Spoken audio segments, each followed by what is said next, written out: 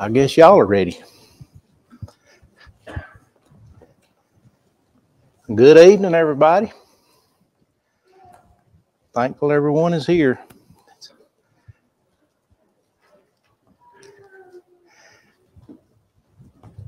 I want to start off tonight. I want to say we talked a lot about Abijam last week, and Sunday. This week was this week, wasn't it? Sunday night, and I want to say a thing or two about him. Verse in 1 Kings 15 in verse 3, it says, "And he walked in all the sins that his father did before him, and his heart was not wholly true to the Lord his God, as the heart of David his father."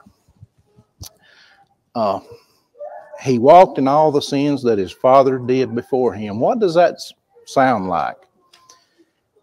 Does it kind of sound like a family tradition thing?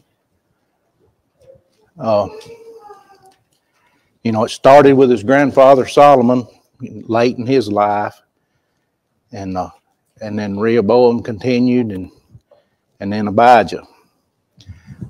But Abijah, he knew what was right, did he not?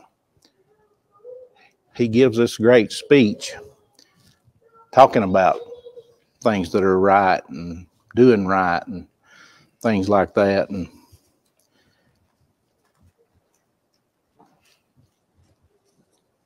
why would he do that and still follow in his father's footsteps? Do you think maybe it was just convenient for him to make that good speech about following the Lord? One thing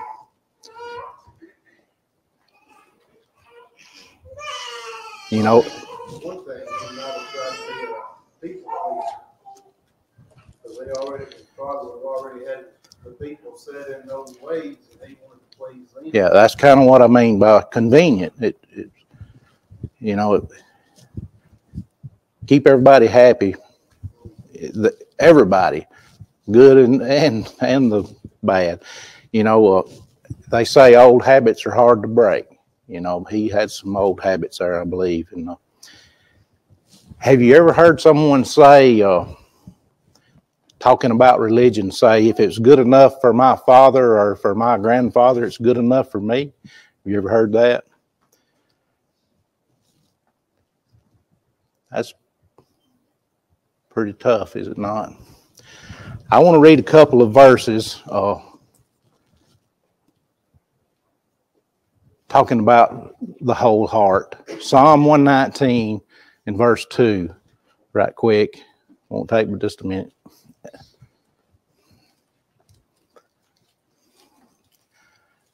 I clicked the wrong one. "Blessed are those who keep his testimonies, who seek him with their whole heart." Now turn to Mark chapter 12.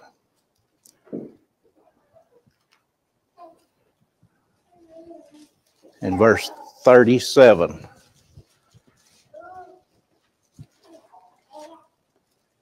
No, I don't believe that's the right one. You looking for maybe verse 30? What's the great commandment?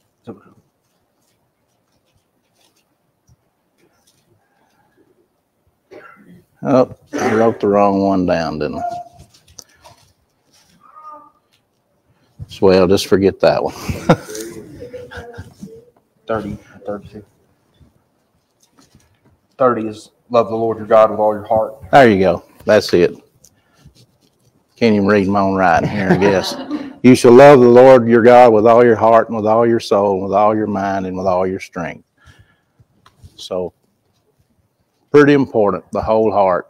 And I think I may have mentioned that one time, was he kind of half-hearted.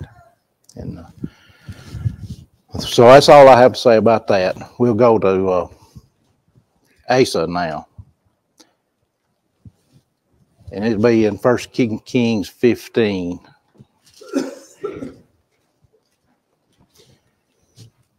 And I think we had got down to about, that's where we started, wasn't it? Okay. I'm going to try to just, instead of reading like I did last time, I'm going to try to summarize things a little bit. And if you have some comments you want to say there. Yes, sir.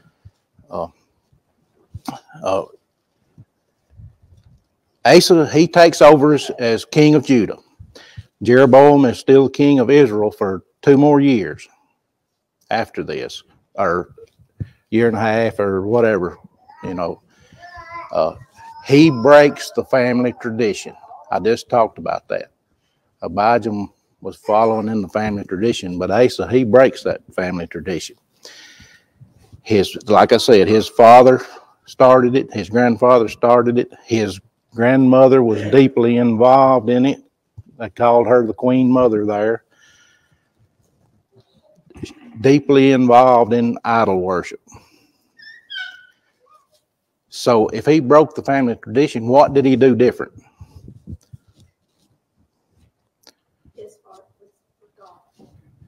He did what was right in the eyes of the Lord. That's in verse 11. Asa did what was right in the eyes of the Lord.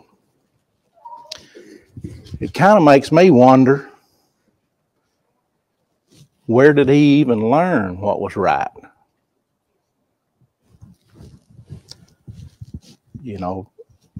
I mean, they were priests and Levites there. So maybe they were teaching and he was listening.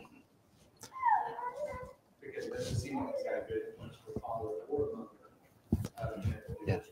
Yeah. Yeah. Yeah. Makes you wonder, maybe he heard that speech that Abijam made in the, It reminds me that they each have an opportunity to decide what they're going to do. I would say all of it, but talk about the kings that all have. I would say the opportunity to hear God's will is there, then they have to decide. And that's fair. And there seem to be prophets all along the way coming and giving instruction and warnings, even when they're not named, in the days of Jeroboam or whoever they might be. And we'll see some in the life of Asa. Yeah. But at the beginning, we don't see any of those men mentioned. Yeah, basically they all have the same promise. Do what's right and I'll be with you, So what he did, he removed all the cults and the idols. And verse 14 says that the heart of Asa was wholly true to the Lord of all of his days. The King James Version says perfect. Now, we know that don't mean sinless perfection there. And another thing he did, it says over in Chronicles 14:4, it says he commanded Judah to seek the Lord. We need leaders like that. I was just thinking that if you think about that Chronicles passage added with it, in Kings, he's obviously saying no to idolatry. But it's more than just saying we're not going to do this stuff. There's a negative and a positive call at the same time, right? There's a negative call, no to idolatry, and then a positive call, yes to the Lord and to seek Him. And I felt like I was sitting on the floor. Asa fortifies the cities, and they have peace for 10 years. They know that they are blessed because they have sought the Lord. The whole nation knows that. 1 Kings 15 and verse 15. This kind of says he brought into the house of the Lord the sacred gifts of his father and his own sacred gifts, silver and gold and vessels. Was that like a free will offering there? Giving of his means? I would say that was an expression of thankfulness by him. You have anything else on that? Well, just let me put this chart up here. I did not take the time to put the whole passage of Second Chronicles and put it with First Kings because there's so much in Second Chronicles. But this does give you a little bit of an idea of how they line up together. So you can see how much more information Chronicles is going to give us. It's a little bit confusing because we're looking at First Kings 15 and starting in Second Chronicles 14. I can't tell you how many times I looked at it. It was like, I'm in the wrong chapter. Where is this story? So just keep in mind First Kings 15, and then we have all of this that we look at now probably, or about to. Right. And then this is mostly parallel, and then this the chronicler adds. And even in these situations, right, we have a lot more information in the things that Kings does describe. But you kind of have, this one compares better than some of the other ones in the sense that it's really just the chronicler adding information, the Spirit adding information through Chronicles. It's not as if there's, like last time we talked about Abijah, there was a lot of information in Kings that wasn't in Chronicles, so we're having to jump back and forth. But really, if you read Chronicles, you would basically have the King story with a bunch of stuff added. There are some questions about some of the things and the way they line up, like year-wise and stuff, and I read commentaries on them, and I don't know that I have the answers. There are suggested answers, but I wouldn't be too worried about those. I would just say we just kind of want to get the big picture of Asa overall. Let me go back to this chart for just a second. You can see, so 41 years Asa reigns. Obviously, this chart is not perfect because that's 41 years, and that's like 25 years or something. Well, that's way more than double. What I was trying to do is convey how many kings in Israel were reigning during the time of Asa's. So the timeline is correct in the amount of time, give or take. But what I wanted us to see was how much things are changing in the north while Asa is reigning for just 41 years. Now, we will come back, and we'll have to do this next time and say, meanwhile, up in Israel, and we will cover a lot of kings before we come back down to Jehoshaphat in Judah. But it's just the turmoil of the northern kingdom as a general rule in comparison with the southern kingdom of Judah. Now, by the time we get to the end of the southern kingdom, it's going to look like that, right? Where it's just a rapidly changing situation.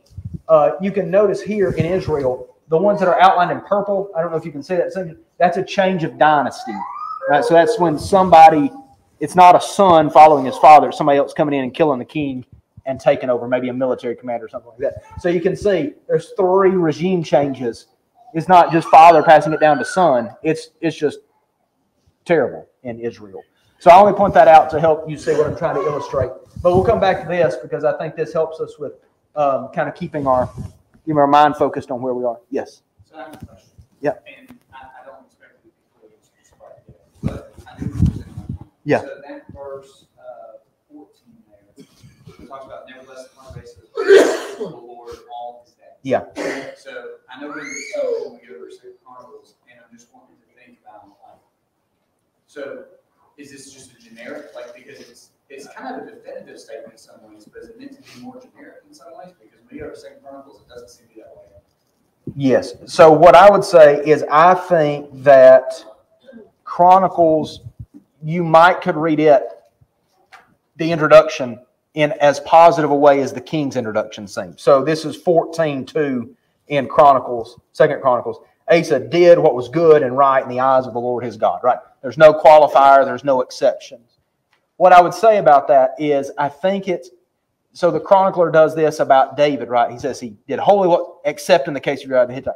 But that doesn't, even though he gives that clarification, I think that's what he's doing in the story of Asa, is he's giving that clarification. So ultimately, if you look at Asa big picture, you see a man that's pleasing to God. Doesn't mean perfection, as the King James actually uses the word perfection.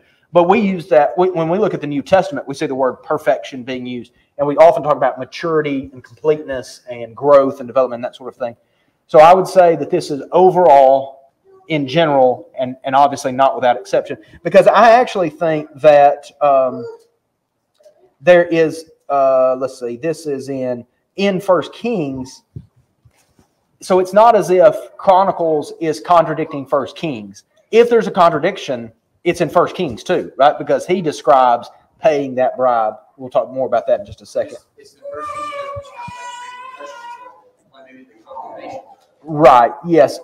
I think if it, in my thinking, I would say that there probably is, well, if we can talk about why that was wrong, I think we could infer that from 1 Kings 15 already, that wasn't the right thing to do. But we certainly get it from Chronicles. So what I would say is I don't think the chronicler is disagreeing, obviously, because I believe the Bible is the Word of God. But I would say I think even in 1 Kings you already see this tension. But the general thing is we're looking at the direction of a person and not every choice. And I would say that we can still conclude, even with Asa's failure near the end of his life, that we would say his overall direction was still what we would want it to be. And that's what God would want it to be. So I don't know if that's super helpful, but that's the way I'm thinking of it right now. Look at 2 Chronicles 15:17. Yes. What statement how it's made. Yeah. Do you have it there? The high places, he didn't do perfect. That's right. He didn't do everything that was right. Yes. But his heart was loyal to all the days of God. That's right. So I think that's helpful. And I think it's instructive overall because the people returning who are reading Chronicles are going to say, well, what about our failures? And the chronicler's answer is nobody's perfect, right? And we wouldn't assume that. And yet people can be evaluated on the whole as faithful. Let me just use this as a quick illustration. This is actually a true story that I heard told, but I don't know who it was. Somebody else told it. But there was a woman who was about to pass away and was nervous about facing death and judgment. And she said, but I haven't been perfect. And the preacher said, but have you been faithful? Well, I think so.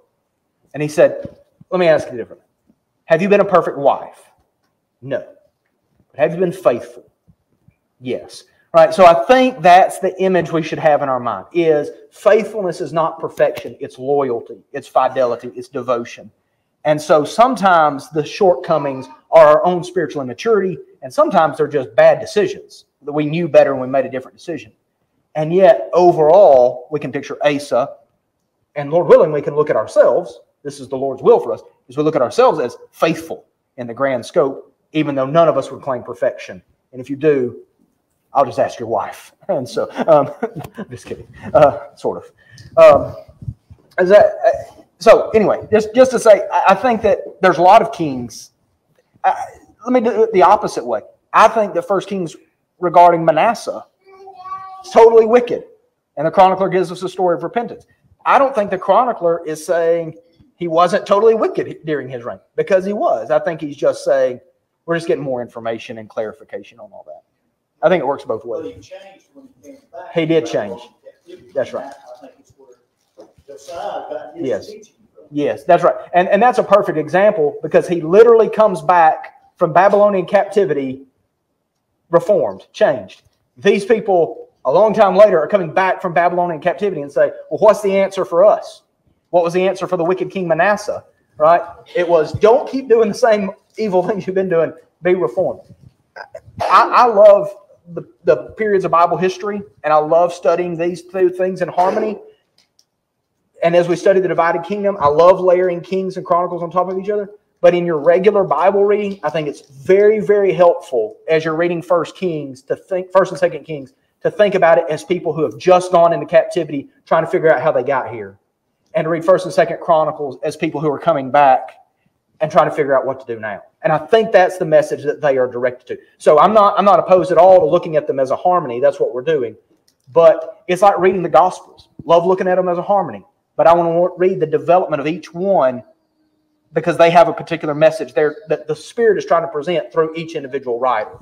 So what I would think of is like Daniel. I don't know that he wrote 1 and 2 Kings. I assume he didn't. But imagine Daniel writing 1 and 2 Kings. He'd be in a great position to do that, wouldn't he? Say, this is how we got here. This is why we're here. And then imagine like Ezra writing 1 and 2 Chronicles.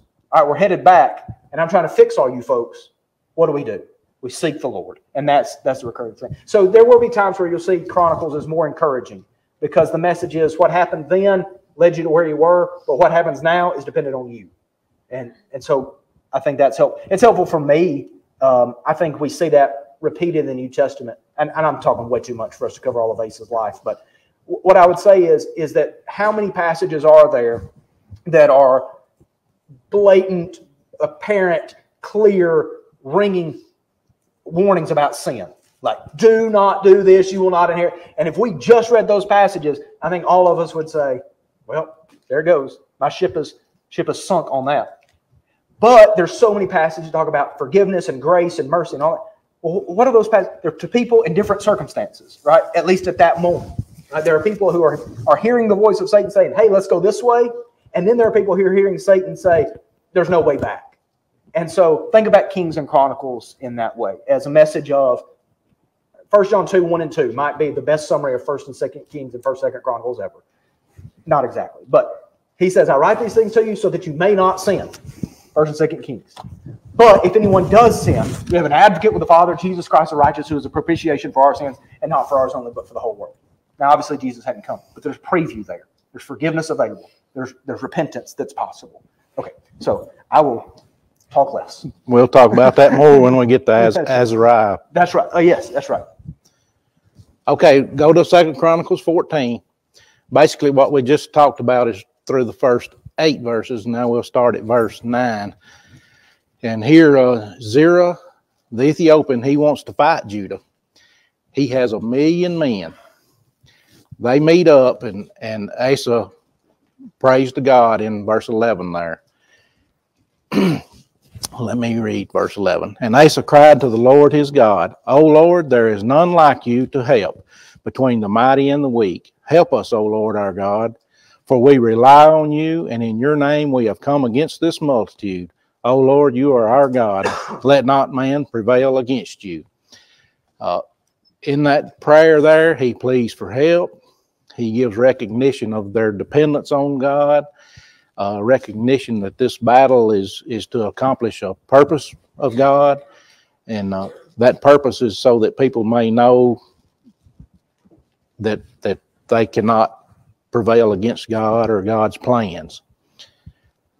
And the Lord defeats these Ethiopians, and the people of Judah, they just return back to Jerusalem. Can I say just a couple of things? One, if you look in Chronicles, look how many times the idea of seeking or have sought the Lord is repeated. I think that's, if we thought about Chronicles, that's probably the key phrase, is seeking the Lord. You have that in verse 7, the land of stars, because we have sought the Lord our God, we have sought him, and he has given us peace on every side. I want you to notice something. What have they been doing, like verses 6 and 7? What are they doing? They're building cities and defenses. Now, we're going to see some different things about Asa later. I don't think the building of these defenses illustrate a lack of faith in God. Right? They are doing this because they say, we have opportunities now because of God, how God has blessed us. So it is not taking physical precautions while trusting in the Lord is okay to do, is appropriate, because they recognize where the real protection comes from anyway. Maybe it's his wisdom and his insight that's leading you to do these sorts of things. That's going to be important, because when we come to the end of Asa's life, he will be seeking physical solutions without seeking the Lord, and that creates some tension. So just keep that in mind, because that's what he says in verse 7. That's right. That's right. We have sought him. And then Azariah is on board with all of this. Like, he supports Asa so far, especially as we get into chapter 2 Chronicles 15. When Azariah comes, he doesn't look like he is angry at all about the building of these defenses. Now, could it be a problem? Yeah, I think when we see Solomon gathering chariots, I think it's leading him in a different direction, because his heart was not devoted. And at this point anyway, Asa's heart is, and considerably so. All right, any thoughts? You have anything else through 14? Okay, so that's through 2 Chronicles 14, and would take us down through whatever verse in, maybe verse 15 or so. Yeah, 15. Yeah, 15. Verse 15 in 1 Kings 15. All right. I don't know if that's helpful on the chart. It helps me to keep up with where I am. So if you can think of other ways for me to be helpful, then Yeah, good luck. tell me. All right. All right, you ready for 15? 2 Chronicles 15. 2 Chronicles 15. Yes, the 2 Chronicles 15. All right. So Azariah, is a prophet that comes to meet Asa and all of Judah and Benjamin. And notice this phrase, this is in verse 2, if you seek him, he will be found by you, but if you forsake him, he will forsake you. That's almost exactly a phrase that we have already seen earlier. David said it to Solomon, and I think basically it's repeated in 2 Chronicles 7. If my people who are called by my name will seek me, be found by me. Okay, now for a long time, Israel was without the true God, without a teaching priest, and without law. When can you think of when that was the way things were? Without God, without truth, without a priest, without the law. But then look at the description of verse 4. When in their distress, they turned to the Lord, the God of Israel, and sought him. He was found by them. Which Bible period would we describe in that way? The Judges. I think that's what he's describing here. Now, it could even be like the early days of Saul, maybe particular times in some of the reigns of some of the previous kings already. But I think the overall description here is a judge, the Judges period time. So what's the lesson of that? Look at verse 7. What's the lesson that they needed to learn? Really the end of verse 6. Where is this coming from, and what do they need to do in view of that? It's coming from God. God troubled them, right? This wasn't just like when we think about the problem of evil. I don't know that every bad thing that happens is directly from the hand of God, but this was. These bad things that were happening were from the hand of God because they were judgments. So what did they need to do? Repent. They need to be courageous. Don't be weak. Your work will be rewarded. So that leads to a serious response on Asa's part that you see described in verses 8 and following.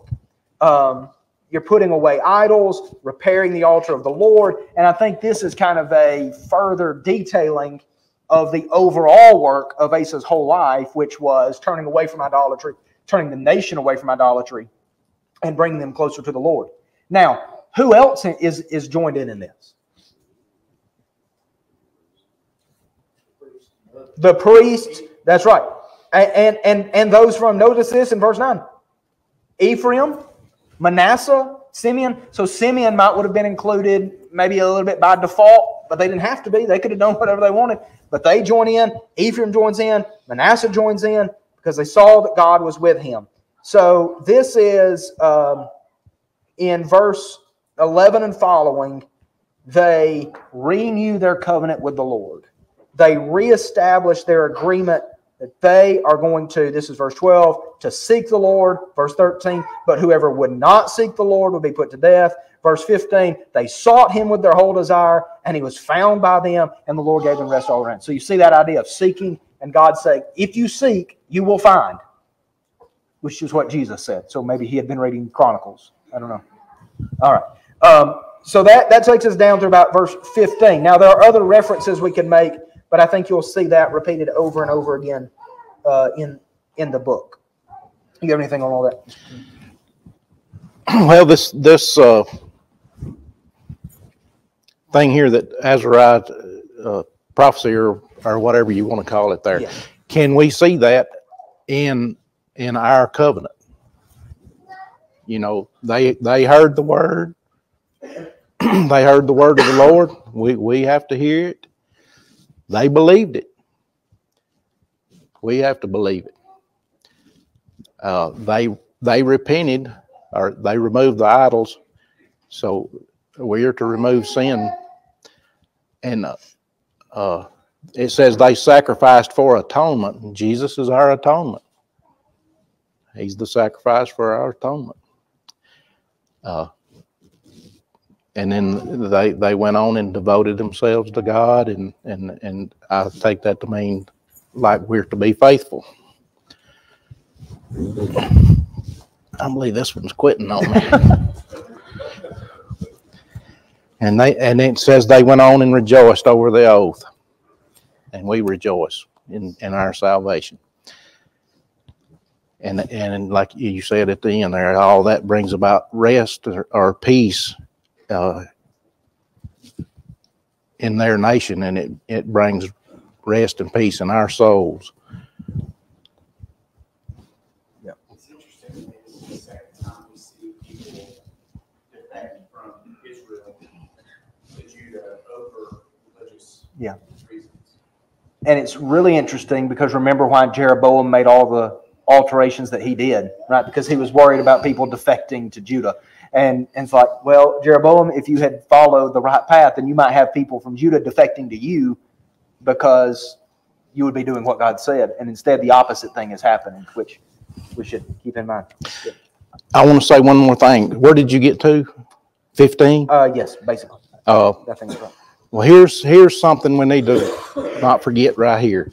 In verse 16, it says, even Maacah, however you say that, the queen mother, she was a detestable idolater. She feared God and she entered into the covenant right there, the way I understand that. When it says all Judah rejoiced over the oath, for they had sworn with all their heart and had sought him with their whole desire, and he was found by them, and the Lord gave them rest all around, even Maacah. We see people every day that we think are just living in sin, and we may just write them off and think there's nothing you can do, but we can't do that. We must not do that. We have to teach and hope. Yeah, you may be right. I think I would have put her in the category of the people of those who would not seek the Lord, who were being removed in verse 13, because the even there, I kind of would have thought would be like, this is they even went this far. But you may be right that she's. I took it. She even. Yeah. But Asa certainly takes care of the idolatry stuff that she had done previously. He ends all of that. And Austin, you made mention of that phrase in 1 Kings 15. Asa was wholly true all of his days. It's mentioned here again in Chronicles. So again, that creates that. If that tension is there, it would. If I was a skeptic, I could say, well, the King's writer said this and the Chronicles writer said that. They must not have known. But if the King's writer on the same page says something that would contradict it, and the Chronicles writer on the same page says something that would contradict it, I'd be like, maybe we hadn't thought about it carefully enough, because while me and somebody else might contradict each other, I generally try not to contradict myself in the same, 2 minutes. And that's what would have been happening in this situation. So I think we just work to reconcile it in some way in our minds. And so anyway, I know you weren't saying we should reject the inspiration of Chronicles, but I think that's a helpful thing to think through, because skeptics will do that all the time. And what we will do is we'll say, look, Jesus had every confidence in the Old Testament scriptures. I may not have the best explanation for how all of it fits together, but he was the one raised from the dead, not me, so I'll just trust him on that. And then I think there are explanations for that. Timmy, what other verbs did you just refer to besides 16?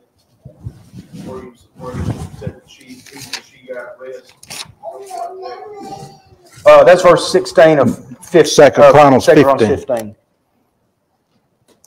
That's the English Standard says, even Maacah, his mother. Yeah, I was attaching that to verse 15, right, when it says they all rejoiced over the oath, even Maacah. That's the way I took that.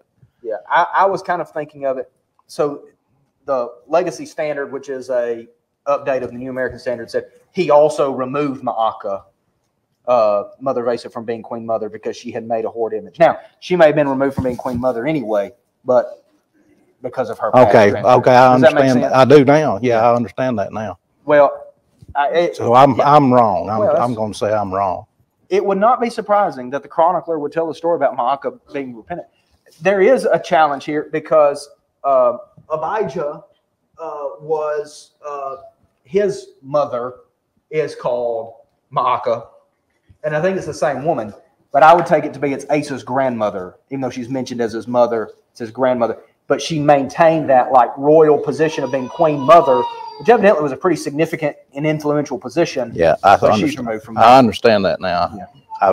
Yeah. Well, that's good. That's helpful to think through anyway. Yeah, I understand that now. Okay. I think that brings us to the end of 15. I will say that there is a chronological question about verse 19, the 35th year of the reign of Asa. That's a question because if you look at the reign of Asa, look how early Baasha is in that. And the 35th year is way down the line here. And yet Asa is about to go to war with Baasha. There's a couple of explanations. One is that it means the 35th year since the separation, which I think is probably the right answer. That would put us 35 years after 31, puts us at, I don't know, maybe right here-ish. Would be Baasha. I can't do the math, but I can point with my clicker. And there is also a possibility that it was like a textual miswriting, and it should be 15th year, and that would not be impossible that a scribe would get it wrong. I think the idea of it being a reference to the 35th year since the separation of the kingdoms is probably what we're thinking of here. So, again, I don't know that I have the right explanation, but there are possible alternations there. So anyway, so let's talk about that. This kind of brings us from 15, 19 to 16. Now, Baasha is the king of Israel. And as we look up at our chart, we see that he is a regime change. Nadab had been Jeroboam's son. But remember, have we talked about Nadab at all? I don't think so. He's going to be taken out. So just put a pin in that by Baasha. And Baasha will be king at this point. Now, there is going to be, Baasha is going to make war against Judah. And like Mr. Timmy said, we'll try to summarize. What does Asa do to fix this situation? He goes to Ben-Hadad, he's the king of Syria. So I've got a map here. Aram, or your text may say Aram or Syria. That's this region here, way to the north. Damascus was their capital. This is several interactions between Syria and Israel and Judah. We're looking at this line right here, basically, at this moment. But I want you to look at the language that's used here when he says, this is verse 3, a covenant between me and you. This is Asa talking to Ben-Hadad. I'm sending you silver and gold. Go break your covenant with Baasha, king of Israel, that he may withdraw from me. Now, over in 1 Kings chapter 15, and let me get to my notes there, because, and this is in verse 16 is where the war starts. And he says, let there be a covenant between me and you, as there was between my father and your father. Behold, I'm sending you a present of silver and gold. The interesting thing is that there are other translations that word would be rendered bribe. And I think that's more the idea that we ought to see there. It's not just a present, though it would have felt that way to Ben-Hadad, but rather it's a bribe that he will come and follow. So you can see it used in other places. And there is a place in Deuteronomy 27, verse 25, for example, uses this exact word. Cursed is he who takes a bribe to strike down innocent blood. Now, of course, we're not talking about innocent blood, and we're talking about Baasha and the people of Israel. But there is this idea, this is 1 Samuel 8, verse 3. His sons did not walk in his ways, but he turned aside after greedy gain and took bribes and caused justice to turn aside. So there's this use of this word throughout the Old Testament that is not as much about just a gift or a present, but is used in a bad way. Right? This is a payoff to get somebody to do wickedly. Now, all of that is to say, was it a good idea? Was it a good idea? That's the question that we want before us. And the chronicler answers that more clearly than Kings does. And what's the answer? Was it a good or a bad idea to bribe the king of Syria? It's a bad idea because what did it demonstrate? A lack of faith. That is so interesting because this is in verse 8 of chapter 16 of 2 Chronicles. 2 Chronicles 16:8, were not the Ethiopians and the Libyans a huge army with very many chariots and horsemen? Yet because you relied on the Lord, he gave them into your hand. Right? So they had prior experience that this would have been okay. But if you'll drop back to verse 7, because you relied on the king of Syria and did not rely on the Lord your God, the army of this king of Syria has escaped you. Syria will be a long-lasting problem for Israel and for Judah, as you can see by this map, which shows various interactions way on down. But the reason that's the case is because God said, if you had relied on me now, you could have nipped them in the bud. But instead, you relied on him more than you relied on me. So it is not that taking defensive precautions is the problem. is taking defensive precautions that don't take into account the will of God that's the problem. And that's what Asa was failing to do here. We'll see that more in just a minute. All right, you have anything there? And we'll see later that he doesn't give up. He doesn't think it's a bad idea. Right. He hangs on to it to be thinking that it's a good idea.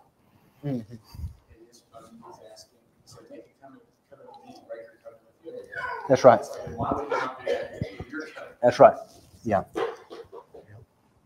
Yes. And so if you notice this in verse 10, so Asa gets the victory, right? The physical victory here. So I imagine he's on his way home just, singing cheerfully because everything has worked out well. Then the prophet comes and says, you did not do right. And so imagine the strike that would be to your arrogance when things on an earthly level, a worldly level are going great, and you interpret that as the favor of God, and then the prophet comes and says, actually, you didn't take God in consideration at all in this. You missed a real opportunity. You demonstrated a lack of trust and loyalty to him. Verse 10, Asa doesn't say, boy, I'm so sorry. What he does is he's angry with the seer, the prophet, and put him in the stocks in prison, for he was in a rage with him because of this, and Asa inflicted cruelties upon some of the people at the same time.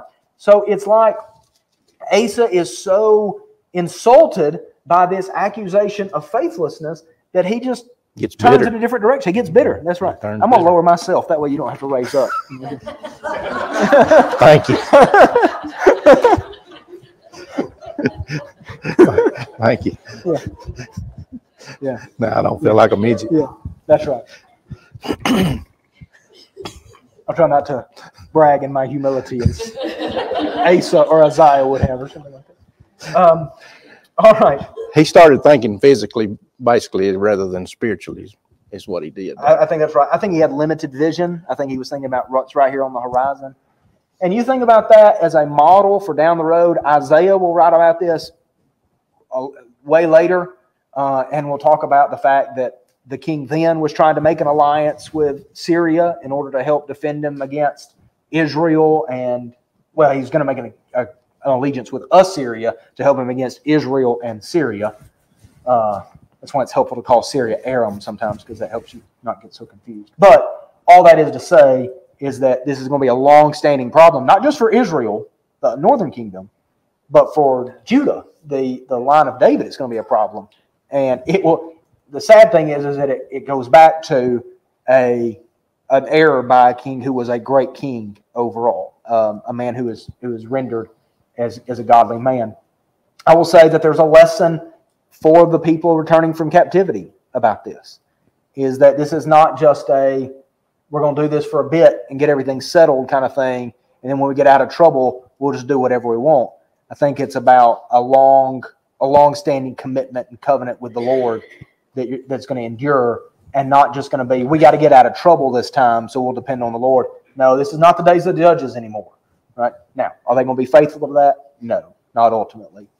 There will be some who are faithful all the way through, I think. A lineage of people, but not very many. Okay, anything else through verse 10 of 2 Chronicles 16? That brings us all the way down to maybe verse 22 or so. Yeah. He's so bitter. He is bitter. That's right. Yeah, and it's interesting. Kings mentions the disease in his feet. Chronicles mentions it with an added description. Yet he did not seek the Lord, but sought help from physicians. And I'll tell you, I've read this passage before, and I've dealt with this, but it kind of hit me when it was like he didn't seek help from physicians. I was like, uh-oh, like I'm pretty dependent on physicians. But I don't think the issue here is turning to physicians, right? Just like the issue was not building defensive fortifications. The issue was when he didn't consider the Lord in that first. When the Lord was not the basis of his reliance. When he thought, I don't even have to go to the Lord about that. Maybe still in anger about how he had been responded to. But he's trying to find physical corrections to that without having spiritual corrections going on. And so he was honored by the people, but I just don't get the wrong idea about physicians. Luke was a beloved physician, and he wrote a gospel. So that gave me great comfort when I came to that conclusion. So, Anything else to the chapter? You have anything to close us out with? No, I Okay. don't have anything All right. else. Anybody else? So next time we are going to pick up with some of these northern kings. So I blanked some of these out. So we're going to have to talk about all of these and really kind of to the start of Ahab. Ahab will be the king in the north that we will spend the most time talking about his reign, because that's when the first prophet that we have a lot of dealings with in the divided kingdom area, Elijah, will come on the scene. And all of that happens in the northern kingdom. With Asa, and then Elisha will follow him, with Ahab, excuse me. Then Elisha will follow him during his son's successions. But any questions or comments or things you would like for us to address next time, maybe you don't have to tell us now, but you could say, hey, I didn't understand this, or I have a question about this coming up. That'd be great, and it would help us to be as effective as we can be. All right, thank you. I'll say this: when someone becomes spiritually sick, they especially need to go to the Lord. That's exactly right. Yep. Thanks for watching. If you found this video to be beneficial, please follow us on Facebook or subscribe to our YouTube channel. Feel free to share it with others that you feel like may benefit from it. If you need to contact us, please contact us via email at quinn.church@yahoo.com. Also, if you're in the area, we would love for you to come visit with us at one of our assemblies. Have a good day.